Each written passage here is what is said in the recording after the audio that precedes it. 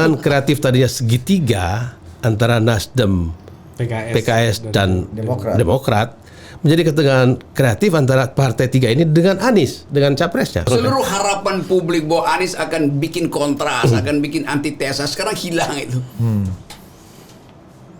Jadi Anies itu sebagai calon presiden yang diasumsikan itu kan.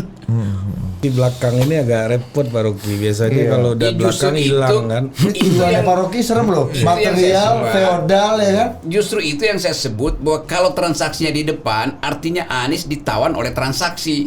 Jadi nggak ada gunanya jadi presiden. Jadi udah disebut presiden tapi dia ditawan oleh transaksi tuh. Kan tidak ada perubahan dari strategi politik menuju Pilpres Nasdem untuk tidak bersama Anies. Kan tidak ada.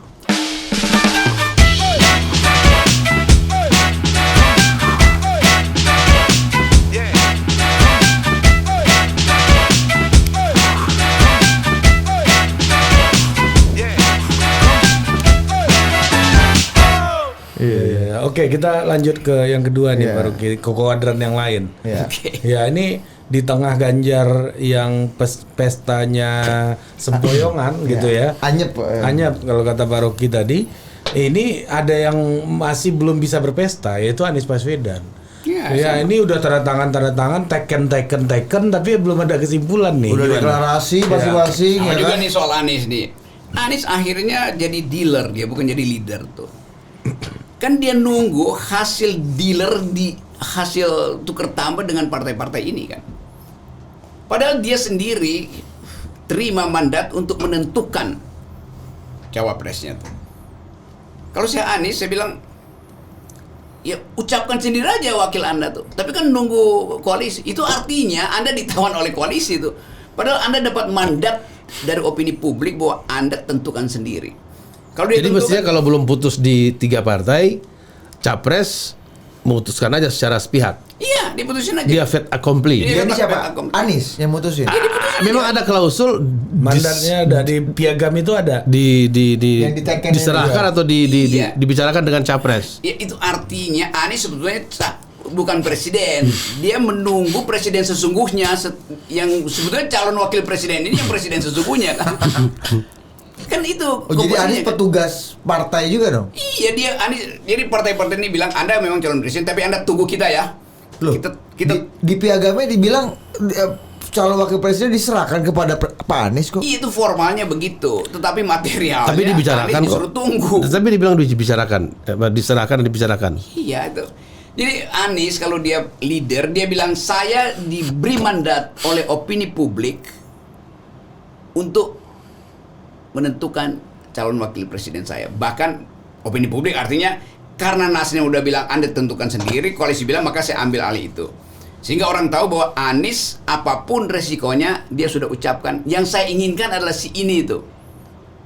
Jadi diletuskan sebagai pernyataan ke publik gitu ya. Ke publik, biarin yang panik nih partai-partai ini kan. Kalau Anda nggak mau udah terserah publik lihat bahwa ternyata partai-partai yang dukung saya itu adalah calok juga tuh. Tapi kan partai-partai bisa bilang, wah kalau begitu masa kita dipaksa gak jadi deh. Kita Anies aja bilang kalau begitu saya mundur. Kan gampang kan. Jadi moral itu yang nggak ada juga pada Anies tuh. Oh, jadi artinya piagam yang sudah ditandatangani oleh 3 ketum partai itu seperti super semar kepada Anies ya, untuk memilih dan menentukan sikap dan menjadi alat bargain bagi ketiga partai ini. Maksudnya, tapi akhirnya jadi super mie doang kan. Nah, apa yang bikin super semar kepada Anies ini nggak dipakai, nggak jadi super mie? Karena Anies nggak ada mental leader. Akhirnya kan jadi dealer. Pidatonya bagus. Ya itu ya, pidato. Karena lebih bagus dari Pak Rocky, pidatonya lebih santun. Ya memang lebih santun, tapi seorang dealer juga selalu berupaya santun. Padahal kita butuh leader. Jadi kita mau ada affirmative action dari Anies itu buat mengatakan. Maksudnya Pak Rocky take a lead. Ya, karena para partai belum ketemu nih, dia punya nut, dia punya nama siapa yang gua nggak kuat dengernya. Nama siapa?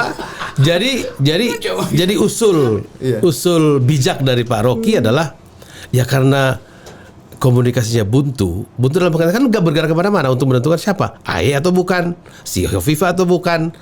Udah jadi capresnya mumpung memang akan jadi leader, take a lead gitu ya. Yes. Minimal dalam opini publik. Karena udah dapat super Dan semar. sekaligus berpolitik. Dan ada super semar loh bang. Tadi kan. Ya saya tidak lihat itu, tetapi Ada piagamnya bang, udah di. Jadi abang anggap piagam itu enggak, apalagi kalau ada. Apalagi kalau ada Tidak ada gini, tidak ada pun udah Anies bisa melakukan, apalagi kalau ada. Usul Pak Rocky yang baik ini adalah jab-jab dia munculkan saja sebagai ide dari bakal capres, sehingga kan jadi bukan kemulut, jadi ada ujian politik gitu loh. Tapi kan partai-partai ini udah nyebutin cawapresnya banyak banget. Ya biarin aja, Anies bilang gue pilih yang ini, udah terserah lu Kan ente udah nyebut kemarin. Nah, dari yang ente sebut nih gue pilih yang ini gitu. gitu. Gampang kan? Kan juga ada lagi nih akhirnya. Saya pakai istilah yang sama lagi. Ketegangan kreatif tadinya segitiga antara Nasdem, PKS dan Demokrat menjadi ketegangan kreatif antara partai tiga ini dengan Anies, dengan capresnya. Kan bisa begitu. Akibatnya Anies yang tegang sendiri, kehilangan kreativitas dia. Oh iya ya. Harusnya ya Anies ambil alih sehingga nggak apa-apa. Itu yang dimaksudkan oleh Pak Dr. Andus Rocky Gerung. Apa yang bikin Mas Anies itu kehilangan kreativitas tadi atau ada Ya keberanian mental nih ternyata dia dealer bukan leader. Itulah. Pasti sekali Anda meniru Pak Rocky. Gimana coba? Satu kampus. Seluruh harapan publik bahwa Anies akan bikin kontras, akan bikin antitesa, sekarang hilang itu. Jadi Anies itu sebagai calon presiden yang diasumsikan itu kan. Padahal udah resmi kan, ini publik udah bilang ada 3 calon, Ganjar, Prabowo, Anies. Oke. Anies bilang oke, saya tahu itu, saya udah ada dapat dukungan 20% bisa saya capai, oleh karena itu saya aman untuk memilih calon saya sendiri itu. Tapi kan nanti ada transaksi buat kampanye, biarin partai-partai yang urus itu. Selesai problem. Saya pilih ini, bebankan problem berikutnya pada partai-partai itu. Toh yang akan bersama-sama day to day pemerintah nanti saya dan orang itu. Oh, seperti Pak SBY memilih, saya pilih Pak Bud gitu ya. Iya, misalnya. Itu kan pilihan Pak SBY. Atau Pak Jokowi memilih Kiai Haji Ma'ruf Amin. Iya. Tapi kan Pak SBY ketua partai waktu itu Ya justru itu Pak Jokowi bukan ketua partai, tapi dia udah calon presiden. Enggak, Pak Jokowi bukan ketua partai. Anies bisa bilang saya nggak punya partai, enggak, saya punya 3 partai. Saya ketua dari 3 partai itu. Kan gampang. Dan atau saya punya dukungan yang disigi oleh lembaga survei. Iya. Itu logikanya gimana Pak Rocky, dia ketua dari 3 partai? Ini kan loh, semua partai yang mendukung dia itu artinya memberi dia mandat kosong untuk dia tulis sendiri kan. Ya, harusnya. Itu Saya kira ini benar. bagaimana juga. Blank check ini ya. Tapi Anies tentu berpikir, tunggu dulu, kalau gua langsung milih yang sana susah, duit nggak. Jadi Anies aslinya jadi dealer. Dia nunggu transaksi material selesai dulu baru dia ucapkan seolah itu pilihan dia. Itu bukan pilihan dia. Kan kalau akhirnya cawapres itu hasil kesepakatan koalisi, itu artinya cawapresnya bukan dipilih oleh Anies, tapi dipilih oleh para maklar, para calok di dalam 3 partai itu kan. Kamu si Anies malu dong. Masa gue disodorin sesuatu yang udah selesai, biar gue pilih sendiri. Pak Rocky ini bukan Sorry ya, cuma ngomporin Anies nih. Pak Rocky bukan apa sebenarnya Anies nonton ini nih Pak. Dia nonton. Iya pasti, total politik. Itu maksud gue Anies. Kasih keberanian ya. Pak Rocky bukan itu. Kalau Pak Anies menentukan calon wakil presiden dengan independen dan dilempar ke partai ini secara personal, Pak Rocky akan kasih dukungan. Pasti tuh gue bilang, nah gitu leader tuh jangan jadi mental dealer. Dengar nggak lo? Meskipun nanti ditinggal salah satu partai yang ditinggal, setuju. pasti ditinggal, tapi partai ini akan ikut lagi kan. Begitu Anies ucapin itu, elektabilitasnya naik, partai-partai ini kasih kucuk sendiri nih. Patungan deh, kita patungan deh, sepertiga aja deh. Oh, gue setuju aja deh. Karena gitu, masih ada waktu sekitar berapa bulan ya sampai ke September. Nah, atau jangan-jangan nih ini sebenarnya bukan waktu yang terburu-buru juga untuk Mas Anies menentukan itu. Iya, tapi kalau tidak terburu-buru terus kapan? Kan sekarang gini, waktu yang tidak disukai orang secara alami adalah waktu menunggu. Iya. Lama-lama ya memang lu payah gitu, udah lupain aja lah. Tapi gini, gitulah. Mas Anies itu misalnya kalau ini kita ngomong teman kita, ini Anies teman gue mau kasih Ganjar juga Ganjar teman kita juga semua jadi. Ya. Kalau Ganjar udah Ya teman kita juga kan. Iya, makanya itu bukan teman Anda kan. Iya, dalam upaya kita mendorong supaya kompetisi itu betul-betul datang dari kekuatan moral pertama itu. Kalau Bowo ya lebih aman lah, dia tahu ya siapapun tinggal gua tik ini jadi nanti sesi Bowo sabar. Tapi Anies dulu. Dia balik pada Anies coba apa? Ya, balik pada Anies. Anies ini kan kalau tadi kesimpulan Anda, Anies tidak bisa menentukan karena dia lebih ke dealer bukan leader. Yes. Tapi kan bukankah fatsun politiknya ya kita harus berbicara, berdiskusi, bersepakat dengan partai-partai walaupun pengusung. saya potong dikit loh. Pernah Indonesia punya bintang aktor politik yang menjadi wapres 2 kali dan pernah menjadi dealer mobil, Pak Yusuf Kalla. Literally. Ya, itu fakta. Mobil, tapi dalam politik Yusuf Kalla selalu ini maksud gue. SBY mana bisa nolak ini saya punya, ini Pak, ini maksudnya begini Pak, ini yang harus dilanjutkan. Itu tapi baru leader tuh. Dalam politik Pak JK nggak dealer ya. Apa kali jadi dealer sih itu. Dalam mobil ya. Dalam industri otomotif dealer. Canggih. Canggih, spinnya canggih. Iya. Pak Ican itu bukannya fatsunnya begitu. Bahwa? Ya bahwa harus disepakat dulu. Gak ada fatsun kalau seorang leader itu dia nggak boleh fatsun. Iya, enak banget kalau leadership atau kepemimpinan itu seringkali. Iya. Anda nih orang partai nih berkali-kali. Pernah. Orang partai berkali-kali. Dulu beliau juga partai. Iya, jasnya macam-macam. DPD itu. Nah, jadi gini. Jadi itu sendirian bekerja. Jadi gini. Kalau ini PMB. Tanpa bos. Jadi gini. PIB. Jadi gini, pernah PMB Bang, leadership atau kepemimpinan itu seringkali membutuhkan atau mendapatkan momentum, atau bahkan yang lebih canggih dari itu menciptakan momentum. Momentumnya sekarang adalah menerobos kebekuan akibat menunggu, bukan hanya menunggu Anies dan pasangannya, menunggu yang lain-lain juga kan. Akhirnya walaupun dikritik oleh Pak Rocky dengan keras, Pak Ganjar akhirnya sedikit mengobati kemenungguan publik terhadap PDIP dan calonnya kan itu kan mendua antara Ibu Puan atau Pak Ganjar. Pak Prabowo mungkin sudah duluan, tetapi orang menunggu siapa cawapresnya. Nah sekarang Anies sabar dulu Pak. Karena segitiga yang hampir sebangun antara tiga ini kan tidak ada yang lebih kuat nih kan. Nah sehingga mereka terus-menerus berdialog. Tim teknis berdialog, tetapi politik yang lebih besar kan antara tiga partai terus juga berdialog, karena artinya mereka toh juga akan berkompetisi dalam pileg, pemilu legislatif. Jadi itu juga harus mereka perhitungkan. Tetapi dalam memutuskan ini kan mereka kira-kira gini, kita berdua partai AB, masa partai dia, ya kan? Sehingga itu tidak selesai. Ini yang dimaksud tadi, dan saya kira saya setuju bahwa ya kepemimpinan itu ambil inisiatif saja. Apakah ini sebagai materi komunikasi publik? Tetapi komunikasi itu kan inti dari politik. Tidak ada politik tanpa komunikasi. Ini gue mau kembali ke Pak Rocky yang melempar tesis. Ini belum Prabowo ya, inisiatif tadi. Mas Anies ya. Nah, jadi kalau kita bicara dari Mas Anies, ini kan tentu ada resiko ketika melakukan inisiatif. Seperti Pak Rocky tadi katakan ya. Partai akan hilang. Nah itu udah jelas gitu. Mungkin ada partai yang akan keluar, yang nggak suka dengan keputusan Mas Anies, buruk-buruknya nggak bisa maju. Nah tapi kita balik logikanya, apakah partai yang akan meninggalkan Mas Anies ini juga akan dapat resiko juga?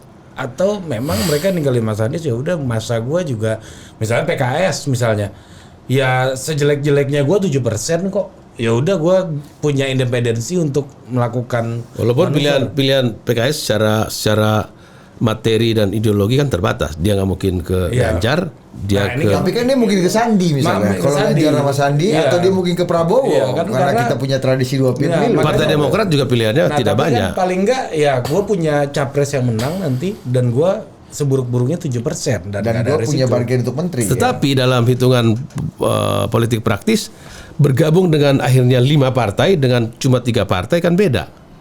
Saya begini ya. Ada uang, misalnya ya kita ngomong lah, supaya ada cawapres harus ada transaksi ya 1-2 triliun tuh.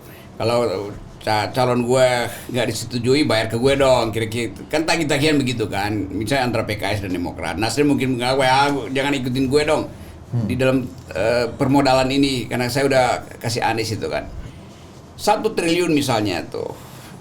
PKS misalnya menganggap 1 triliun itu mahal betul untuk tukar tambah dengan Demokrat. Demokrat juga bilang begitu, mahal betul. Mending mereka konsentrasi pada legislatif kan, soal itu kan. Dalam pileg tuh.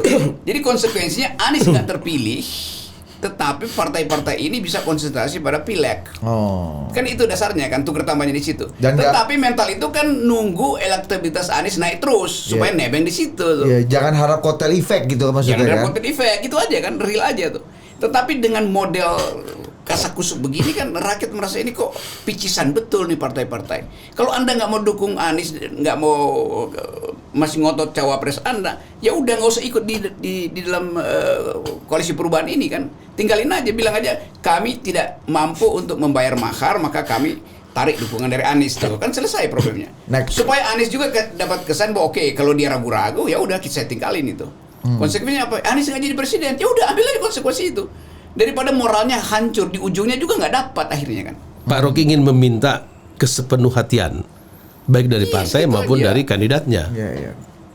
Kira-kira mau kamu apa nih? Karena meskipun masih lama tapi ini udah mendesak juga kan. Dengan munculnya Pak Ganjar dari partai pemenang pemilu, saya kira speednya dan tadinya cuma personil 1 kalau nggak pakai mobil otomatis gitu. Ini sekarang speed 3. Dealer mobil ini. Dealer. Ya, jadi beda saat Pak Ganjar sudah diumumkan dengan belum. Nah, gini Pak Ican, kita geser ya. Tadi kan problemnya ke Mas Anies. Bahwa Mas Anies kata Pak Rocky lagi-lagi bukan leader tapi dealer karena tidak berani. Tadi macam-macam lah. Kita arahkan pelurunya, meriamnya ke partai-partai. Nah, problemnya di partai-partai ini apa? Sehingga mereka belum sepakat sampai saat ini. Kalau kita anamnesa gitu Pak Rocky. Coba. Nggak ada definisi partai yang tepat untuk menggambarkan keadaan sekarang tuh. Apa Pak partai? Koalisi perubahan ini gimana Pak Rocky? Itu koalisi yang bahkan merubah diri dia sendiri pun belum bisa. Tapi dia berkoalisi untuk membayangkan perubahan. Dia revisi dulu mentalitas yang feodal di partai-partai ini. Koalisi perubahan kan feodalnya tinggi sekali kan. Misalnya? 1. Yang kedua, godaan materialnya juga tinggi sekali tuh. Jadi kalau kita bilang kita ingin Anies jadi leader itu, maka semuanya sepakat kita tinggalkan sebetulnya kepentingan sektoral itu. Pokoknya kita dapat dulu leader, belakangan nanti kita hitung transaksinya. Kan gampang kan? Tapi dalam meme atau foto yang beredar 1-2 hari ini, baca buku, jadi Anies sekarang reader. Reader. Tapi kan transaksi belakang ini agak repot Pak Rocky. Biasanya kalau udah belakang hilang kan. Itu ada Pak Rocky serem loh. Material, feodal ya kan. Justru itu yang saya sebut bahwa kalau transaksinya di depan, artinya Anies ditawan oleh transaksi. Jadi nggak ada gunanya jadi presiden. Jadi udah disebut presiden tapi dia ditawan oleh transaksi tuh. Ya itu intinya tadi, dia nggak usah macam-macam gitu. Daripada kita analisis di sini, kita uji aja Anies, kita kasih pertanyaan, Anda berani nggak deklarasikan siapa gitu cawapresnya tanpa perlu kesepakatan partai. Kita tanya sama dia, berani lakukan, nggak berani, ya udah turun aja Anda. Kalau mereka hanya menunggu waktu, iya. Pak Rocky. Pertanyaan politik itu pertanyaan eksistensial. Selesai. Kalau diuji, dia memang bukan leader kalau gitu. Tapi kalau problem mereka cuma waktu, timing, Anda nggak percaya ya? Kalau cuma soal waktu, apa bedanya sekarang dan ke depan kan? Kan sama juga kan. Penundaan itu kan membuat Anies makin lama makin merasa kok makin publik makin ledek gue kan. Dia bisa bilang begini, saya diamat-amati oleh Total Politik bahwa saya itu dealer, maka saya putuskan saya mau jadi leader tuh. Dan Total Politik mewakili semua perspektif kritis masyarakat Indonesia. Dia klaim aja begitu kan? Yang paling keras. Anies bisa klaim begitu. Ampun. Ini kita mau jadi pemimpin. Iya. Betul. Jadi fatsun lama pemimpin bangsa nomor 4 jumlah penduduknya. Iya, nah itu gila. Itu akan diliput oleh media internasional bahwa Anies mampu untuk menghasilkan kembali Indonesia yang bermutu. Gitu. Justru disitulah perubahan di awal. Iya gitu. Kalau diskusi ya nggak ada perubahan. Kan ini udah makan siang terus nih. Ya kan udah bilnya udah gak banyak nih makan siang banyak nih. nggak temu juga. Dan sampai sekarang misalnya siapa namanya, Nasdem tetap menyebut nama Khofifah, dan NU dan Jawa Timur. Demokrat tetap bertahan di AHY. Anies setuju Khofifah nggak? Saya nggak setuju. Oke, yang lain kasih. AHY nggak setuju. Terus siapa? Aher nggak setuju. Kalau begitu siapa yang nggak setuju? Saya sebutin sendiri ya sekarang nih. Misalnya Rocky Gerung. Pasti dia akan sebutin gue. Dia akan sebutin gue. kalau dia sebut lu mau nggak? Dia akan menyebutkan gue sebagai orang yang meminta dia memutuskan sendiri tuh. Ini kucing besar bos. Kucing besar nih kalau jatuh ini kan nutupin. Nyawa agak banyak. Iya. Tapi kalau ya kita Tapi kucing itu dia lemas kalau dielus-elus. Langsung Tapi kalau jinak. Jatuh dari lantai 19 belum tentu mati kucing ini kan. Dia punya cara jatuh kucing. Tapi kalau partai-partai ini problemnya apa Pak Ican menurut Anda? Good Father. Partai-partai ini nggak sepakat. Partai-partai ini nggak, tadi kata Pak Rocky ini ribut terus ini. Yang lain udah kemana tahu, udah oke. Nomor satu pasti kalian berdua marah nih. Ya inilah akibatnya kalau menyetujui 20%. Ini udah fakta politiknya, kita udah setuju masalahnya sekarang. Iya, karena itu dari dulu gue anggap bahwa ini gara-gara nggak mau 0% ngaco di transaksi kan. Kan dari dulu gue bilang 20% itu peternakan oligarki. Jadi semua ini nunggu oligarki mengiyakan, kan begitu. Oligarki dalam partai maupun oligarki di koalisi ekonomi. perubahan ada oligarki juga. Dia sendiri udah oligarki. Bukan, kan ini kan disetujui waktu itu oleh partai-partai bahwa ini 20%. Iya kan? Ya, yang lebih realistis depan mata ini Pak Ican. Problemnya apa di antara PKS akhirnya, Demokrat dengan ini? Apakah betul? Kan mereka kan harus mengajukan orangnya. Apakah betul? Kenapa itu? Karena dengan mudah kita tafsirkan mereka membutuhkan representan yang telanjang bahwa inilah sosok partainya.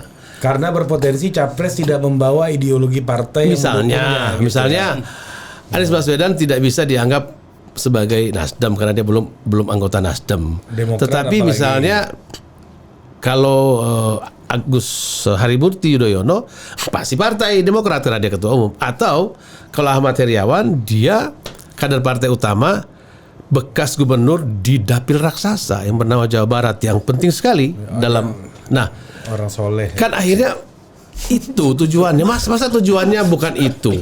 Kan tujuannya tujuan elektoral. Nah, tapi kalau tidak sepakat karena semua orang ingin tujuan elektoral kan, kayak kalau kata PKS, loh Mas Ahy kan nggak mau sendiri dong, masa kamu sendiri aku nggak dapat. Jadi itu yang mestinya, ini yang saya bilang tadi yang tidak selesai dalam obrolan tadi, bahwa kepemimpinan itu seringkali seperti peluang mencetak gol. Harus dihitung betul. Oh ini semestinya saya tembak nih, saya tendang. Itu yang barangkali dari tadi dengan gemes bahasa anak selatan diungkapkan oleh Pak Rocky.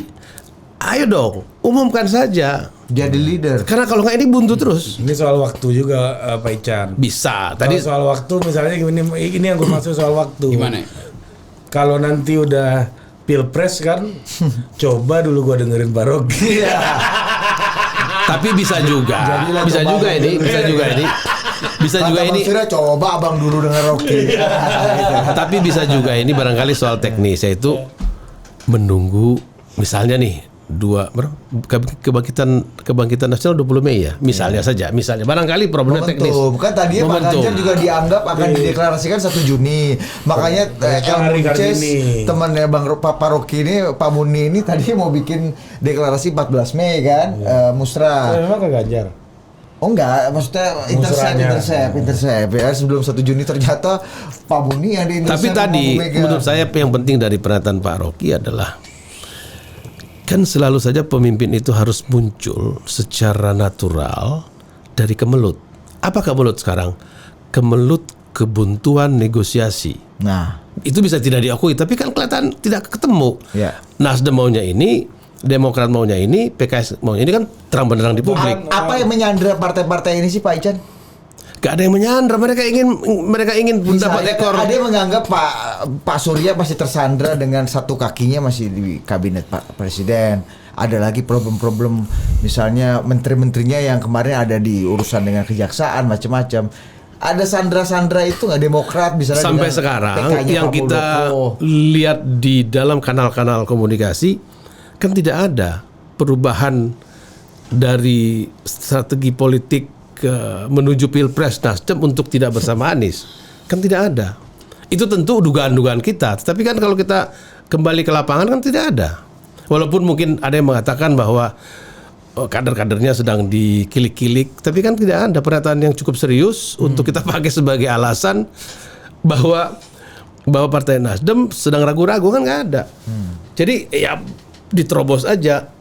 Menurut saya itu poin penting, bahwa kalau ini sedang buntu, kan kebuntuan pertama ada di PDIP yang diselesaikan oleh Ibu Mega. Terserah Pak Rocky setuju atau tidak. Tapi kan tarik-menarik antara pendukung Ganjar dengan dari segitu Puan. At least Bu Mega udah berhasil. Iya. Gitu, Sehingga tapi udah aja. Iya. Untuk masalah leader ada di Bapak. Iya kan? Dia putuskan dengan otoritas yang dia punya. Nah, sekarang pertanyaannya mungkin ada jawaban. Loh kan Pak Anies tidak sekuat Ibu Mega di dalam mengelola tiga partai ini, apalagi tiga partai. Lah kan diuji aja. Ya kan gitu. Kalau Anies lolos berarti dia kuat juga. Pasti seperti dugaan tadi Pak Dan Rocky. partai betul-betul bergantung sama sosoknya Mas Anies ini kan. Sekaligus sama-sama uji berlayar. coba. Berani nggak begitu diumumkan partai ini merasa, loh kok kamu memaksa aku misalnya. Kan bisa diuji sekaligus. Ya udah take it or Kalau nggak leave it. dicoba nggak bisa kelihatan. Ya dan Mas Anies bisa juga bilang take it or leave it, ya kan? Ya. Saya nggak akan maju, saya akan running gubernur lagi misalnya. Iya belum tentu juga Dir, kalau udah bermasalah sama partai-partai juga belum tentu. Dapat rekom lagi ya. Rekom lagi men. Dulu juga kebelut kan soalnya ada kebuntuan. Mas Anies kan punya rekor dalam kebuntuan ini. Waktu Pilgub DKI itu kan kebuntuan yang terjadi. Saya coba terus membayangkan apa yang disampaikan oleh Pak Rocky tadi, bahwa sebenarnya ini peluang besar untuk melahirkan leader. Ya karena kan dia tidak punya partai. Kan yang punya partai kuat sekali itu Ibu Mega, habis itu Pak Prabowo, urutan nomor 2 loh. Nomor 3 ada Pak Erlangga gitu. Begitu dia muncul, maka dia seperti pemimpin dari konsorsium 3 partai secara komunikasi publik. Seni perpolitikan itu. Saya kira itu yang didesakan oleh Pak Rocky. Eksploitasi masalah itu kan. Saya mau ada beban dengan kalian, dan itu artinya saya pemimpin kalian, bukan tawanan kalian. Itu nggak mungkin diucapkan misalnya oleh Zulhas di KIB, nggak bisa tuh. Kan bilang gue juga punya partai. Jadi sebetulnya lebih ringan buat Anies ucapin itu. Lebih bisa tanpa beban. Iya, tanpa beban. Oke. Nah, siapa lagi yang mau dianalisis? Ini ada Adi Praitno, ya pengamat politik dari Madura, bilang gini. Problem selain tadi masalah Anies yang belum bisa memutuskan siapa calon wakil presidennya, sebenarnya di koalisi perubahan ini narasi perubahannya kurang bold. Nggak ada. Karena Mas Anies dianggap belum terlalu diametral dengan Pak Jokowi. Bahkan yang cenderung selama ini mewakili narasi perubahan itu harusnya Mas Ahy. Kan misalnya begini, saya langsung sergap nih. Kan dalam waktu-waktu yang kosong ini, kan Pak Anies atau tim 3 partai mulai menghadirkan jadwal, merumuskan dan mengkomunikasikan apa yang disebut sebagai perubahan. Kan ini bukan hanya tawaran kepada para pemilih di partainya, kepada seluruh rakyat Indonesia sebagai jualan, sebagai materi penting di dalam pemilihan presiden, bahkan pemilihan legislatif dari partai-partai 3 itu. Kan alasan kalian berkumpul apa? Oh, kami ingin perubahan. Oke, rumuskan. Saya kira benar itu. Oke itu. Apa tuh? Ahy. Yang disampaikan oleh Adi Pray. Iya. Kan harus karena ini bold bilang perubahan itu ya Pak Ahy ya. Mungkin sudah ada, tapi Jokowi kan ini, Jokowi itu, pemerintahan ini, pemerintahan itu. Sementara Mas Anies agak lebih soft, terutama Nasdem, apalagi Nasdem. Zulfan Lindan bilang antitesa aja kena semprit. Gitu. Pak Rocky gimana? Ya itu. Jadi yang lebih cocok tuh sebenarnya di koalisi perubahannya capresnya ya Mas AHY, karena dia mewakili betul-betul semangat perubahan. Kan nggak mungkin kan sudah sepakat mereka capresnya. Ini kan Pak Anies, Adi Pray Madura ini satu. Udahlah kita anggap bahwa seseorang yang ditampilkan justru untuk melakukan perubahan dan menganggap dia mampu, dia harus berani melakukan radical break. Ini yang nggak dia mampu. Jadi ujian pertama ya udah gagal. Tuh Anies mungkin berpikir ya tunggu deh, kalau yang beginian udah pasti mereka mundur, maka gua nggak jadi presiden tuh. Jadi dia dikalahkan oleh kalkulasi pragmatis dia sendiri akhirnya kan. Jadi dia berdagang dengan diri dia sendiri. Dealer dengan diri dia sendiri kan. Karena di kepala Anies sudah saya mesti jadi presiden, iya, tapi secara moral Anda nggak mungkin jadi leader pada akhirnya tuh. Jadi Prabowo ada di dalam posisi dia independen, yang lain itu yang dependen pada dia tuh. Kan hanya itu, bagi saya hanya itu. Oke, Pak Jokowi ya terima kasih tidak lagi mengendorse saya, tapi saya tetap ingin tampil sebagai calon presiden, bahkan tanpa dukungan Pak Jokowi saya bisa bekerja sendiri itu. Tapi terima kasih ya. Bisa dianggap Prabowo tidak ada ideologinya karena di tengah tergencet oleh dua kutub besar yang historis gitu. Pengetahuan itu dieksploitir oleh mereka yang menganggap kalau nggak ada NU, Gerindra nggak akan dapat tambahan suara tuh.